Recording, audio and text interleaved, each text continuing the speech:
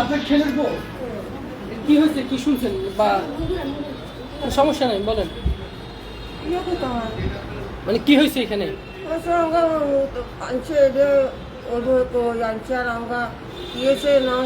ডাক্তারদের ব্যবস্থা করে দিচ্ছে আমাকে নাকি বুয়া মানি নাকি বুঝিয়ে আমি আমাকে আমার দুধের শিশু নাতি দুজন আমার বোঝে না তোরা এই অস্ত্র করিয়া তোরা আমাকে মরণে হতে দিচ্ছে আমি কি মন আমি আর বিচার চাই আমি কোন ডাক্তার? মানে ডাক্তার ডাক্তার নাম জানেন না আপনি?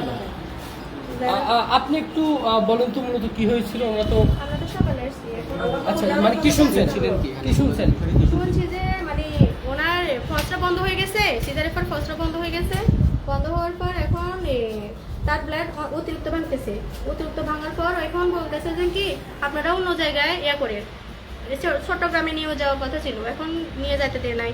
বলছে যে কি আপনারা এখানে আমাদের একটা ডিবিপুর প্রাইভেট ক্লিনিক আছে, ওইখানে নিয়ে যান, ওইখানে আপনাদের রোগীর অবস্থা ভালো হবে, আপনারা মেডিকেলে নেওয়া লাগবে না।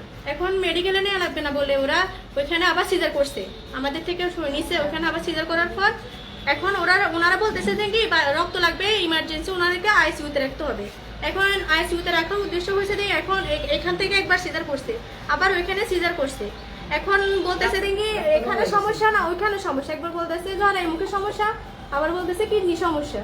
এখন সমস্যা বলে ওনারা এখানে বাচ্চাকেও মানে বাচ্চাকেও রাখি দিচ্ছে ওইখানে বাচ্চার মাকে, এখন বলতেছে চট্টগ্রামে নিয়ে যান, কেউ বলতেছে প্রাইভেট ক্লিনিকে আইসিইউতে রাখেন। এখন আমরা তো রুগীকে নিয়ে আইসিইউতে উদ্দেশ্য দিচ্ছে। কি হয়েছিল ওনার যে কিডনির যে অভিযোগটা করছেন ওইটা কি? ওইটা মানে আমরা তো এখনো শুনি নাই, আমরা তো এখানে বাচ্চার সাথে আছি, ওইখানে যারা আছিল ওরা বলতে পারবে। মানে ওরা আপনাদেরকে কি বলছে? ওরা বলতেছে দেখি বাচ্চার একবার বলতেছে জরায়ু মুখে নাকি ওনার বাচ্চাটা ছাড়া লাগবে না, জরায়ু মুখে অপারেশন করছে। এখন শুনতেছে নাকি কিডনিতে ওনার সমস্যা হয়েছে কিডনিতে, এখন তো পুরোপুরি জানি না। এখন বাচ্চাকে নিয়ে আমরা বসে আছি, বাচ্চার মাকে নিয়ে চট্টগ্রাম গেছে আর কি। এখন ডাক্তারের উদ্দেশ্য বলতেছি ডাক্তার যেন তাড়াতাড়ি আসে আমাদেরকে একটা বুঝ ব্যবস্থা দেয় আর এটার বিচার চাই।